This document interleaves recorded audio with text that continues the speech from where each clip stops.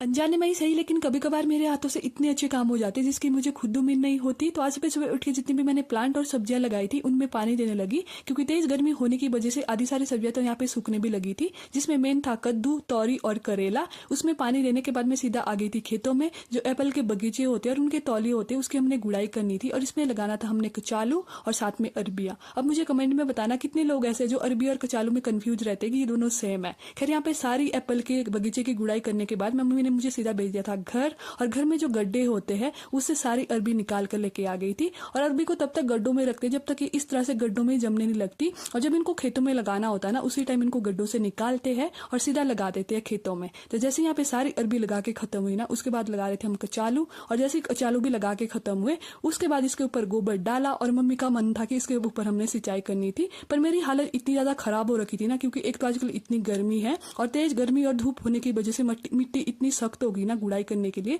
जिसकी वजह से मेरे हाथों में छाले पड़ गए थे। तो मम्मी को मैंने ऐसे ही झूठ बोल दिया कि मुझे लग रहा है बारिश हो जाएगी तो घर चलते हैं, खाना खाते, अगर बारिश नहीं हुई तो शाम को इसकी सिंचाई करेंगे। मैं सीधा घर आई, दादी यहाँ पे काम में बिजी थे, उन्होंने सब्जी नहीं बनाई थी तो मैंने सब्जी बनाई। और जैसे यहाँ पे खाना खाने बैठे ना, पता नहीं भगवान को क्या ही तरस आया मेरे ऊपर, एकदम से इतनी ज्यादा बारिश हो गई। मैं इतनी ज्यादा खुश हो रही थी ना कि अब मेरे को सिंचाई नहीं करनी पड़ेगी और मैं दिन भर सो सकती हूँ। और वही मम्मी मेरे को और मौसम को देख के काफी कंफ्यूज थे कि ऐसे कैसे हो सकता है, अचानक से अभी तक इतनी तेज धूप थी और अचानक से इतनी तेज बारिश। बट अनजाने में ही सही भगवान ने कुछ तो मेरी विश पूरी करी।